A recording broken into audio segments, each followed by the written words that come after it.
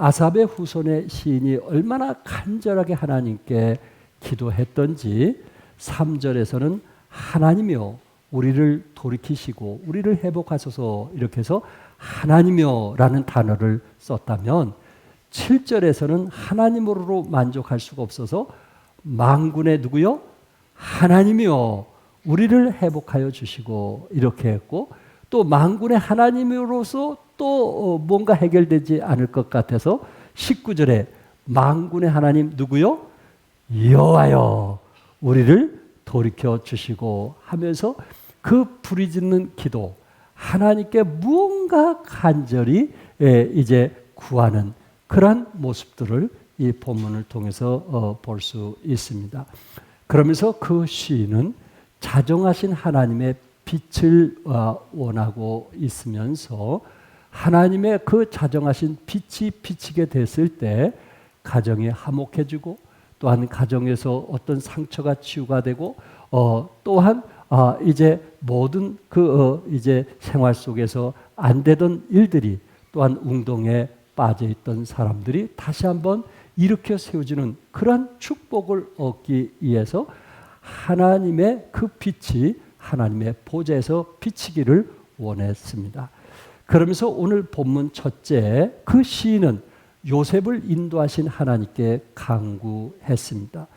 왜 이 시인이 요셉을 인도하신 하나님께 간구했을까요? 1절에 보니까 요셉을 양떼같이 인도하시는 이스라엘의 목자여 귀를 기울이소서. 이 시인은 요셉을 양떼같이 인도하신 이스라엘의 목자 하나님이요 요셉을 양떼같이 인도하셨던 것처럼 북쪽에 있는 이스라엘 민족도 하나님께서 인도해달라는 간절한 기도였습니다. 요셉을 양떼같이 인도하시는 하나님이라는 것을 적어도 시인은 알았습니다. 그래서 자기 그 조상인 그 요셉을 인도했던 것처럼 우리도 하나님께서 인도해달라는 간절한 기도했습니다. 그 많은 사람들 중에 왜 요셉을 시인은 택했을까요? 북쪽에 있는 이스라엘이 아수르에 멸망당하는 모습을 보면서 요셉을 선택했던 이유는 두 가지. 첫째는 북방 이스라엘의 조상으로 생각했기 때문에 그렇습니다. 요셉은 유다 쪽이 아닌 이스라엘 쪽에서 이제 우리와 함께 했던 조상이었다는 것을 생각했기 때문에 요셉이라는 이름을 이제 얘기하면서 하나님의 축복을 원했던 것입니다. 여러분이 아신 것처럼 요셉은 하란 땅에 그 북쪽 이스라엘의 그 더 올라가서 하란 땅에서 야곱이 20년 동안 머물면서 마지막 11번째 낳은 아들이 바로 누구였냐면은 요셉이었어요. 그의 막내는 고향으로 내려서 낳았는데 요셉은 하란 땅에서 낳은 아들입니다. 그러니까 유다보다는 어디에 가까운 사람이요? 이스라엘에 가까운 사람이요. 그래서 하나님께서 우리 조상 요셉을 이제 인도하셨던 것처럼 우리도 인도해달라는 이야기를 했던 거고요. 두 번째는 요셉이 고난 중에서도 하나님의 인도함을 받았다라는 말입니다. 마치 길 잃어버린 양 같은 요셉을 하나님이 애굽의 국무총리가 되도록 인도하셨던 것처럼 우리를 이스라엘 백성들을 좀 인도해달라는 간절한 기도였습니다. 여러분들이 아신 대로 요셉은 아버지 야곱의 총애를 받았으며 당시 11번째 아들이었지만은 아름다운 채색 옷을 입혀주었고 형들의 시기와 질투 속에 그 채색 옷은 찢겨지고 말았습니다. 그때부터 요셉은 꿈이 있었지만은 꿈을 가진 자였지만은 고생하는 삶을 살았습니다. 애굽에서 종살이 하였고 옥살이도 하였습니다. 그러나 하나님은 그 가운데 요셉을 잊지 않냐고 인도하셨는데 그가 웅동에 빠졌을 때 웅동이 고난을 통해서는 보리발집의 가정 총리가 되었고요. 감옥의 고난을 통해서는 애굽의 국무총리가 되었고요. 또한 찢어진 채색 옷 대신 국무총리에 옷을 입혀주셨다는 것을 이 시편 기자는 너무나 잘 알았기 때문에 하나님 이 민족을 우리를 요셉처럼 하나님의 인도하심과 축복이 함께하기 위해서 간절히 기도했습니다. 시편 107편 14절에 흑암과 사망의 그늘에서 인도하여 내시고 그들의 얽어맨 줄을 끊으셨도다. 시인은 흑암과 사망의 그늘에서 인도하신 하나님께 간구했고요, 얽어맨 줄에서 끊어주신 하나님께 부르짖었다라는 말입니다. 이스라엘이 아수르에서 멸망당하자 요셉을 인도해 주신 하나님께 간절히 간청을 했던 것입니다. 하나님은 요셉을 인도해 주신 거 우리가 믿습니다. 이처럼 시편 기자는 아수르에서 멸망당한 이스라엘 백성들을 인도해 달라고 기도했던 것처럼 사랑하는 하나님께서 여러분과 제가 어떤 상황에 있든지 우리를 인도하시는 하나님인 것을 믿으시기 바랍니다. 두 번째, 이삭은 인도해 주신 하나님께 간구했을 뿐만 아니라 응답해 주시는 하나님께 간구했습니다. 2절 말씀 같이 한번 읽겠어요. 시작. 에브라임과 베냐민과 므낫세 앞에서 주의 능력을 나타내사 우리를 구원하러 오소서. 이 시인은 요셉에 대한 얘기뿐만 아니라 에브라임과 베냐민과 므낫세에 대한 이야기를 했습니다. 여러분이 잘 아시는 대로 요셉이 사랑했던 세 사람이거든요. 요셉의 자식이 누구예요? 이 세 사람 중에 요셉의 자녀는 누구예요? 예? 누구예요? 요셉의 아들 에브라임과 므낫세예요. 에브라임과 므낫세. 그리고 베냐민 누구냐면은 요셉의 막내 동생이에요. 그런데 성경에 요셉이 얼마나 이 막내인 베냐민을 얼마나 사랑했는가 하는 것을 우리는 성경을 통해서 볼 수 있고요.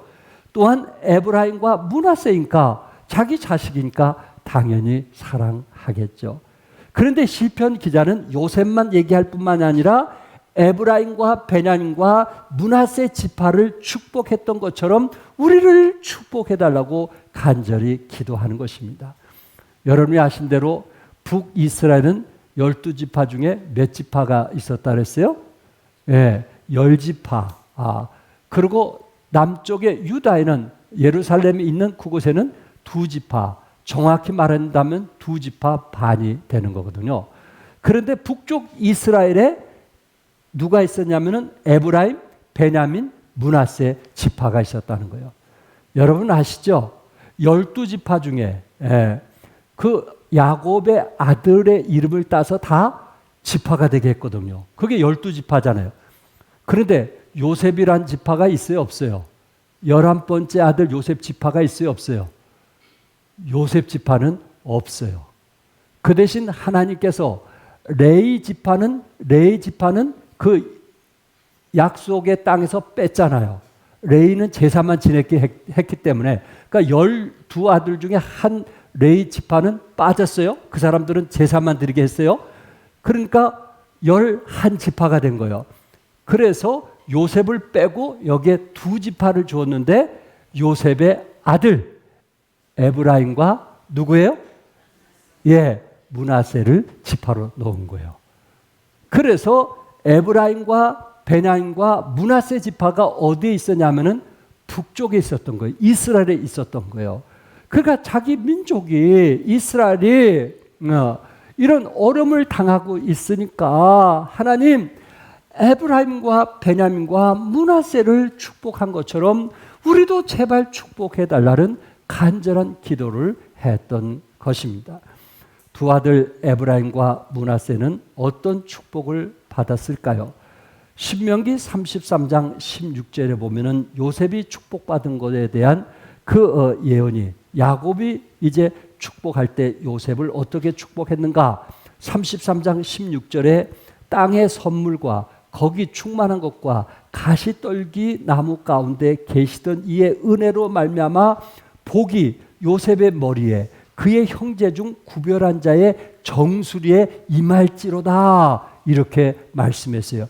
하나님께서 요셉의 머리에 축복하시는데 우리 하나님이 어떻게 나타나시냐면은 가시떨기 나무 가운데 계시던 이의 은혜로 말미암아 복이 요셉의 머리에 임했는데요. 그의 형제 중 구별한 자의 정수리에 임할지라. 이 정수리라는 단어가 무슨 의미입니까? 그의 형제 중 구별한 자의, 여러분 하나님께 제사를 드릴 때는 반드시 양이나 소를 드리는데 구별한 소를 드렸거든요. 이것은 거룩하게 떼어낸 거거든요. 그런데 구별한 자의 정수리에 임한다 하는 것은 구별한 소의 정수리까지 임할 정도로 그 축복을 요셉에게 주었다라는 말입니다. 그가 요셉의 받은 축복이 형제들보다 얼마나 큰 축복을 받았는지 하나님께서 호렙산 가시떨기 나무 가운데서 약속하신 그 은혜를 주셨다, 이렇게 말씀을 하고 있습니다. 요셉에게 주신 이러한 복이 누구에게 건네졌어요? 신명기 33장 17절에 곧 에브람의 자손은 만만이요 므낫의 자손은 무엇이라 했어요? 천천이로다, 이렇게 말씀했어요. 그 축복은 그 아들 에브람에게 만만으로, 므낫에게 무엇으로? 천천으로 더하여 갔던 것입니다.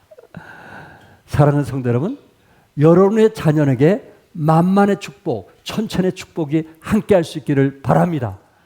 여러분과 제가 참 믿음 안에서 사느라고 힘들고 어려울 수도 있었지만은 여러분들 그 눈물의 기도가 우리 자식들에게 이어져서 우리 자식들에게는 이런 축복을 누릴 수 있기를 바랍니다. 요셉의 그 삶에는 가시떨기 나무 가운데 거하시던 하나님의 은혜가 함께 했는데요. 가시떨기 나무에 불이 타고 있던 은혜였습니다. 그럼에도 그 불꽃 가운데서 가시떨기 나무는 사라지지 아니했다는 것입니다. 이 말씀을 들으면서 누구 생각이 나요? 모세가 생각나죠. 모세는 가시떨기 나무를 봤어요. 그런데 그곳에는 불꽃이 피어 있는 거예요. 그런데 그 불꽃이 피어 있는 가운데서도 가시떨기 나무는 사라지지 않는 것입니다. 이처럼 우리 주님의 그 가시떨기 십자가는 사라졌어요? 사라지지 않았어요? 예? 사라지지 않았어요. 로마인들이, 유대인들이, 대제사장들이, 레인들이 그렇게 예수님을 십자가에 못 박아 머리서부터 발끝까지 피를 흘리게 하고 창으로 허리를 찢기고 손과 발에 못을 박고 그 다음에 가시면류관을 써서 어떻게 하든지 이 땅에 없는 존재로 찢어 아주 이 땅에 다시 일어나지 못하도록 했지만 하나님의 불꽃이 우리 주님과 함께 하심을 통해서 그 가시떨기가 타지 않음을, 사라지지 않음을 믿으시기 바랍니다. 이게 하나님의 놀라운 역사 아니에요? 이처럼 요셉이 그 어려운 고난을 당하고 그리고 요셉이 그 많은 고통 속에서도 그 가시와 같은 떨기 속에서도 하나님께서 불꽃이 되어서 요셉을 사라지지 않게 했다라는 말입니다. 여러분과 저는 주님의 십자가의 고난을 가는 사람들입니다. 좁은 길을 걷는 사람들입니다. 때로 이런 가시 저런 가시로 때로 고통을 당하고 아픔이 있고 상처가 있을 수 있습니다. 그러나 낙심하거나 실망하지 않기를 바랍니다. 여러분의 그 가시떨기 같은 그 나무가 우리 하나님께서 보호해 주시고 인도해 주신다면 어떤 일이 있어도 사라지지 않게 하신다는 말씀입니다. 뭐 하지 않게 한다고요? 다시 일어나게 하는 거예요. 다시 소망을 갖고 일어나게.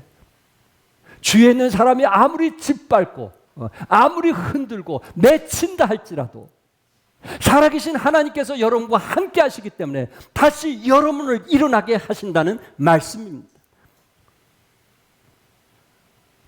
요셉이 그런 축복을 받았고 그 축복을 에브라임에게는 만만으로, 므낫에게는 몇으로요? 천천으로. 우리 자식들에게 한 10배만 복 준다 할지라도 얼마나 큰 축복인지 아시겠죠? 그런 축복을 기대하시기 바랍니다. 그렇다면 요셉의 친동생 베냐민은 어떤 축복을 받았길래 이 시편 기자는 베냐민을 하나님께서 축복하신 것처럼 이스라엘 민족들이 다시 돌아와 하나님의 축복을 받도록 간절히 기도했느냐 하는 것입니다. 신명기 33장 12절 야곱이 베냐민을 축복할 때 어떤 축복을 받았고 그 축복이 그의 삶 속에 이루어졌는데 우리 같이 한번 읽겠어요. 다 같이 시작. 베냐민에 대하여는 일러스되 여호와의 사랑을 입은 자는 그 곁에 완전히 살리로다. 여호와께서 그를 날이 마치도록 보호하시고 그를 자기 어깨 사이에 있게 하시로다. 야곱이 축복하신 대로 성령의 감동이 돼서 정말 축복하신 대로 베냐민이 막내가 이런 놀라운 축복을 받게 되었고 시편 기자는 그 사실을 너무나 잘 알고 있었기 때문에 이 어려움을 당한 이스라엘 민족들이 베냐민 지파처럼 축복해달라는 간절한 기도를 하게 되었습니다. 오늘 본문에서 그 곁에 안전히 살리라. 그 곁에 누구 곁에서 안전히 살리라 했어요? 하나님 곁에 하나님 성전에 있게 됐을 때 그 곁에서 안전히 살리라라고 말씀하고 있어요. 여러분과 제가 하나님의 전을 붙들고 있는 한 우리의 삶은 안전하리라고 믿으시기 바랍니다. 하나님을 의지하면 의지할수록 여러분의 삶은 풍성하고 안전하고 평안하고 기쁨이 넘치게 될 것입니다. 하나님께서 베냐민을 축복하실 때 세 가지 뭐였어요? 첫째는 하나님의 사랑을 받게 될 것이고 둘째는 날이 미치도록 네가 그 날이 마치도록 네 생애가 마치도록 하나님께서 뭐 해줄 것이다? 보호해 줄 것이다 하는 것을 약속했고 세 번째 원수들의 음모와 공격에도 하나님의 어깨 사이에서 안전 보장을 받을 것이라고 약속을 했습니다. 여러분들이 자식들이 달려올 때 품에 안는 것처럼 어깨로 안는 것처럼 하나님께서 우리를 어깨로 안아줘서 어떤 상황에 있든지 안전 보장을 약속해 주었다는 것입니다. 베냐민 지파가 축복을 받듯이 이스라엘로 아수르에 의해 성이 무너지고 백성들이 포로로 잡혀갔는데 원수들이 음모와 공격에도 하나님의 어깨 사이에서 안전하게 보호해 줄 것을 기도했고 또한 그 일이 이루어졌다라는 사실입니다. 요셉의 인도자는 이스라엘 목자이신 하나님이십니다. 이스라엘 목자이신 하나님께 도움을 호소하며 기도의 강구에 귀를 기울여 달라고 요청하면서 베냐민이나 요셉의 두 아들 므낫세나 에브라임처럼 응답되어진 것을 믿으시기 바랍니다. 저는 이 말씀을 묵상하면서 시편 기자가 지금 요셉과 또한 그의 동생과 자녀들의 축복을 받은 것처럼 하나님, 이스라엘 백성들이 성벽이 무너지고 또한 하나님께 예배드리는 그 성전이 무너졌는데 이것을 회복하여 달라고 간절히 기도했던 것 아닙니까? 우리 성도들이 기도할 때 하나님, 우리 안수사님이 축복받으신 것처럼 우리도 좀 축복받게 해 주시옵소서. 아니 멀리 떨어진 이스라엘 나라의 요셉을 얘기할 게 아니고 먼 나라에 있는 에브라임이나 베냐민이나 이런 사람을 우리가 얘기할 게 아니고 아버지 하나님, 우리 종합교회 어떤 집사님이나 안수사님이나 우리 성도들처럼 우리의 가정도 이런 어려움에서 이겨나가게 하게 도와주시고 복을 받게 해달라고 그런 기도를 할 수 있다면 얼마나 아름다운 기도일까? 지체간에 얼마나 힘이 되는 기도일까? 저 집이 하나님을 믿어서, 저 집이 믿음의 가정이 되어서, 저 집이 찬송과 기도가 끊이지 않고 말씀 읽는 것이 끊이지 않으면서 하나님께서 저렇게 축복해 주셨는데 하나님, 내가 저 집안처럼 이 어려움을 이기고 웅덩이에서 일어나고 이 슬픔에서 일어나서 하나님의 축복이 임하게 해달라고 그런 기도. 아멘. 아멘. 그래서 우리는 잘 되시기 바랍니다. 아멘.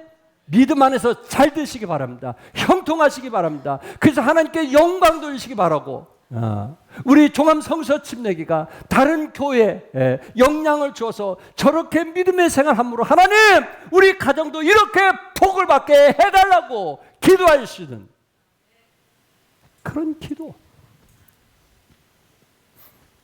끝으로 세 번째 시인은 보좌에 자정하셔서 구원하시는 하나님께 구했습니다. 1절에 뭐라 그랬어요? 그룹 사이에 자정하신 이여 빛을 비추소서. 그룹 사이에 자정하신 하나님께서 뭐를 비추소서? 빛을 비추소서. 하나님을 그룹 사이에 자정하신 자로 부르고 있습니다. 그룹 사이에 자정하셨다는 것은 성막 지성소 안에 법궤 위에 시은소에 계시는 하나님을 말하는 것입니다. 출애굽기 25장 22절에 거기서 내가 너와 만나고 속죄소 이 곧 증거궤 위에 있는 두 그룹 사이에서 내가 이스라엘 자손을 위하여 네게 명령할 모든 일을 네게 이르리라. 속죄소 이 곧 증거궤 위에 하나님 그 두 그룹 사이에 그곳에서 계셨거든요. 그래서 그곳에서 계셔서 하나님이 하신 일이 무엇일까요? 이스라엘 자손을 위하여 네게 명령할 모든 일을 내게 이르리라. 속죄소, 그곳은 은혜의 자리라는 말입니다. 또한 속죄소는 다른 말로 번역한다면 백성의 죄를 용서해 주는 장소입니다. 속죄소와 증거궤 사이에 계신 그 두 그룹 사이에 계신 하나님께서 대제사장을 만나고 그곳에서 백성들의 기도를 응답해 주시며 백성들의 죄를 사해 주는 장소라는 말입니다. 하나님의 법궤에서 빛이 비친다는 것은 백성들에게 은혜를 베푼다는 것이고 자비를 베푼다는 것이고 그리고 긍휼을 베푼다는 의미입니다. 그러니 하나님의 보좌에서 빛을 비춰달라고 시편 기자는 간절히 기도했던 것입니다. 3절에서 하나님이여 우리를 돌이키시고 주의 얼굴을 비추사 우리가 구원을 얻게 하소서. 여기에 돌이킨다는 것은 회복시켜 달라는 거예요. 하나님 우리를 회복시켜 주시옵소서. 주의 얼굴을 비추사 주의 얼굴 하나님께서 호의와 은총을 베푸신다는 것입니다. 하나님께서 백성들의 얼굴에게 빛을 비친다는 것은 하나님의 은혜와 자비와 긍휼을 베푼다는 거예요. 근데 하나님께서 백성들에게 얼굴을 비치지 않는다는 것은 백성들에게 심판이 있다는 거예요. 그러니까 시편 기자는 하나님 보좌에서 우리에게 빛을 비춰 주시옵소서. 하나님의 자비와 긍휼과 은혜로 우리가 회복되고 다시 일어나게 해달라고 간절히 기도했다는 것입니다. 이것이 우리의 기도가 되어지리라고 믿습니다. 여러분과 제가 아침마다 또한 성경을 읽을 때마다 또한 차 타면서 기도할 때마다 하나님의 보좌에서 빛을 비춰 달라고 기도할 수 있기를 바랍니다. 본문 8절에 주께서 한 포도나무를 애굽에서 가져다가 민족들을 쫓아내시고 그것을 심으셨나이다. 우리 하나님께서 애굽에서 가져다가 민족들을 쫓아내시고 한 포도나무를 가나안 땅에 심었다는 거예요.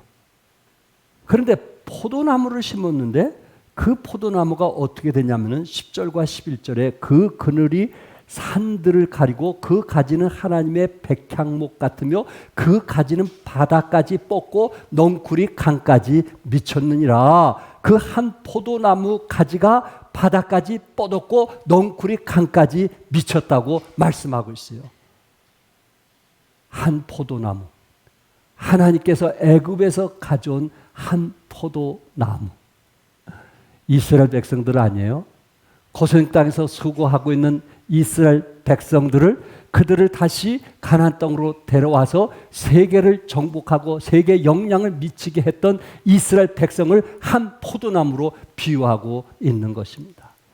예수님은 요한복음 15장 1절에 나는 포도나무요 너희는 뭐라고 했나요?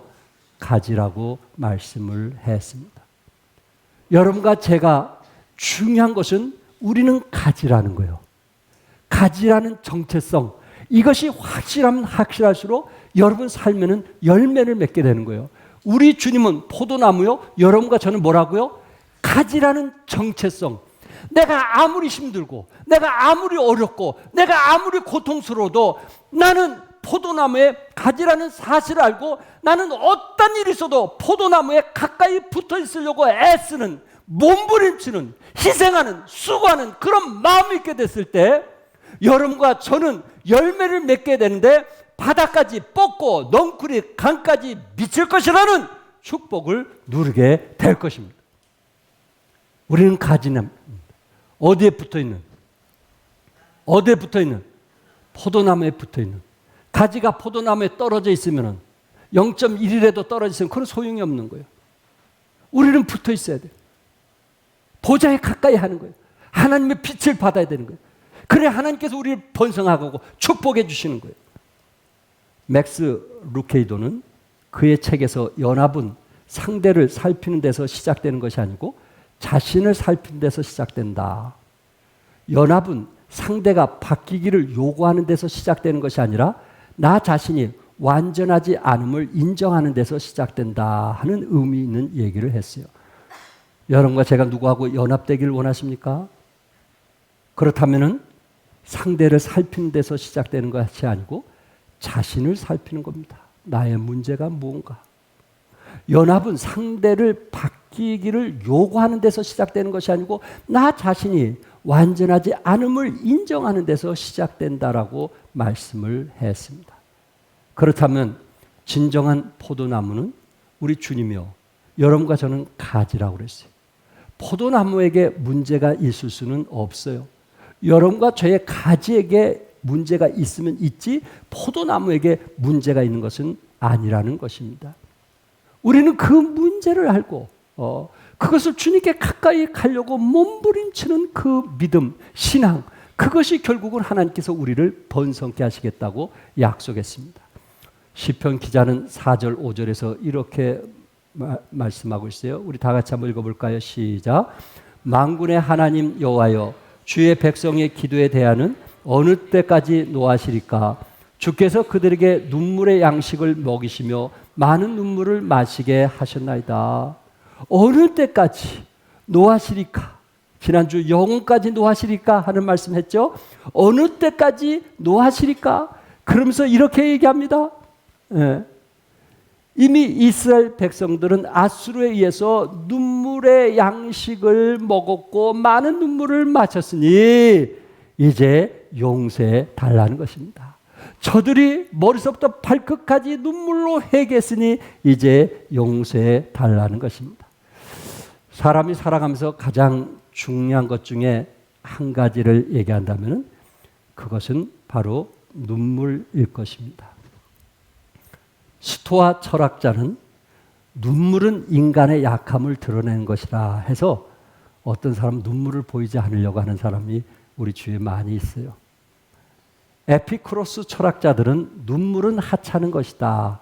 하찮게 보았다는 것입니다. 근데 최근에 의사들은요, 눈물은 눈물샘에서 분비되는 용행이라 이렇게 표현했어요. 여러분과 제가 눈에서 눈물이 나지 않으면 이게 건조증이 걸려가지고요, 눈이 따갑고 아픈 거예요. 그런 사람은요, 눈물을 흘려보세요. 그냥 나요. 다른 얘기 하지 마세요. 그냥 눈물 흘리세요. 그냥 나는 거예요. 근데 이 눈물샘이 막히면요, 눈이 건조해서 계속 눈이 아파요. 그가 나이가 들수록 눈물샘이 약해지기 때문에 그렇다는 말을 합니다. 사람이 언제부터 눈물을 흘리는지 아시나요? 언제부터 여러분이 눈물을 흘리는 것 같아요? 인체의 신비라는 데서 보면요, 뱃속의 태아가 상결이 되면요, 손금이 형성된다고 합니다. 그리고 상결이 될 때에 태아가 눈물을 흘리기 시작한다 그래요. 태아가 몇 개월 때부터? 상결 때부터 태아가 눈물을 안다는 거예요. 그런데 여러분, 신기한 게 뭔지 아세요? 그 아이가 뭘 안다고 부부지간에 서로 싸우지 않고 서로 웃고 행복하면요, 그 아이가 태아 안에서 눈이 45%가 뜬다고 그래요. 45% 눈이 딱 떠진다고 그래요. 그런데 임신하고 나서도 계속 싸우고 그러면요, 아이가 눈이 작아진다고 그래요. 그래서 혹시 태어난 애들 중에 혹시 그런 아이 있으면요, 부부에 문제가 있는 거예요. 부부가 좋으면요, 아이가 그 태 안에서도 눈이 45%가 떠진대요. 세상에. 그가 임신한 아이가 어머니의 마음을 안다는 거예요, 모른다는 거예요? 알고 있다는 거예요. 기쁜지, 즐거운지, 행복한지, 화났는지, 시기하는지, 질투하는지, 미워하는지 어릴 때부터 알고 있다는 거예요. 그런데 그 어릴 때부터 그 아이는 이미 눈물을 흘리고 있더라 하는 것입니다. 사람이 사람에게 줄 수 있는 가장 큰 사랑의 표현은 눈물일 것입니다. 사람이 사람에게 받을 수 있는 가장 큰 사랑도 눈물일 것입니다. 정말 눈물로 기도해주는 정말 상대방. 가장 뜨거운 눈물은요, 산모가 아이를 낳을 때 심한 통증 때문에 흘리는 눈물이 아니라 그 아이를 잃어버렸을 때 흘리는 눈물이라고 이야기를 합니다. 그만큼 아이에 대한 사랑, 그것 때문에 흘리는 눈물이 더 값진 눈물이라고 합니다. 여러분과 제가 하나님께 드릴 수 있는 가장 최고의 것이 무엇입니까? 그것은 회개의 눈물입니다. 다윗은 회개를 통해서 성군이 되었고요, 히스기야 왕은 회개를 통해서 병이 회복이 되었고요, 베드로는 회개를 통해서, 회개의 눈물을 통해서 사도가 되었습니다. 닭 울기 전에 네가 나를 3번 부인하는 그 말씀을 기억하고 엉엉대고 울었던 베드로 기억하시나요? 그 눈물이 그 사람을 변화시켰던 것입니다. 시편 기자는 그것을 알았습니다. 이스라엘 백성들이 아수르에서 해방될 수 있는 방법 중에 하나는 눈물을 흘리고 회개하는 것입니다. 그래서 하나님께, 하나님, 이미 이스라엘 백성들이 이제 눈물의 양식을 먹었고 또한 많은 눈물을 마셨으니 하나님 저들을 회복해달라, 그렇게 간절히 기도했던 것입니다. 이제 저는 이 본문을 통해서 여러분에게 정리하고 싶은 것은 이 본문으로 돌아와서 1절에 강조했던 메시지, 키워드가 뭘까요? 1절에 그룹 사이에 자정하신 이여 무엇을 비추사? 빛을 비추사. 2절에서 주의 능력을 나타내서 우리를 구원하러 오소서. 3절에 주의 얼굴빛을 비추사 우리가 구원을 얻게 하소서. 7절에 만군의 하나님이여 우리를 회복하여 주시고 주의 얼굴의 광채를 비추사 우리가 구원을 얻게 하소서. 19절에 주의 얼굴 광채를 우리에게 비추소서 우리가 구원을 얻으리라. 계속해서 구원을 얻을 수 있는 방법은 무엇이 비치는 거예요? 주의 얼굴에 빛이 비춰주는 거예요. 주의 얼굴에 광채가 비춰주는 거예요. 주의 얼굴에 빛과 광채가 비춰줄 때 이스라엘 백성들은 다시 구원받을 수가 있고 회복될 수가 있고 전처럼 건강한 삶을 살 수 있더라는 것을 강조하고 있습니다. 아버지 하나님, 저에게 주의 빛을 비춰 주옵소서.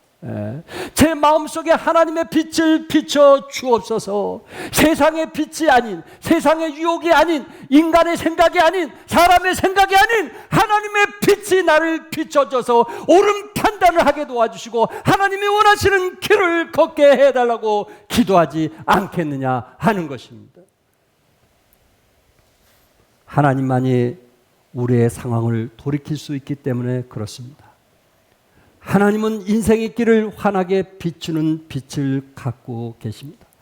바른 길을 알려주시고 또한 구원을 베풀어 주시며 또한 하나님께 구할 때 하나님의 얼굴에서 광채가 나서 우리가 어떤 상황이든지 회복할 수 있는 힘이 있더라 하는 말입니다. 한 예를 들고 마치려고 합니다. 우리 표수다 선교사님보다 먼저 오신 선교사님에 대한 이야기입니다. 1884년 4월 5일 부활절 날에 이 두 선교사님이 한국에 오셨는데 그분이 언더우드와 아펜젤로 선교사입니다. 그분들의 그 책에 보니까 이런 기도의 제목이 있습니다. 우리는 부활절 날에 이곳에 도착하였습니다. 오늘 죽음과 사망의 권세를 깨뜨리시고 부활하신 주께서 이 나라 백성들을 얽어맨 결박에서 끊으시고 자유와 빛을 허락해 주시옵소서. 표수다 선교사님은 그래도 좀 나은 시대에 오신 겁니다. 그러나 언더우드 선교사님과 아펜젤로 선교사님이 오셨을 때는 정말 힘들 때예요. 오히려 선교사를 죽일 때고 감옥에 가둘 때고 이게 외국에 오셨다라는 이유 때문에 도와주는 거지 참 생활하는 게 결코 쉬운 일은 아니었습니다. 그런데 제 마음속에 와닿는 기도 제목 중에 백성들을 얽어맨 결박에서 끊으시고 자유와 빛을 허락해 주시옵소서. 이 단어가 제 마음속에 와 닿았던 것입니다. 이분들의 기도로 백성들이 얽어맨 결박에서 자유를 얻게 되었고 또한 빛을 통해서 소망을 갖고 살게 된 대한민국에 대해서 감사를 드립니다. 사랑하는 성도 여러분, 우리도 하나님의 빛이 우리 안에 비쳐서 여러분 삶의 문제가 해결되고 소망 가운데 살아가시길 주님의 이름으로 축복합니다. 기도하겠습니다.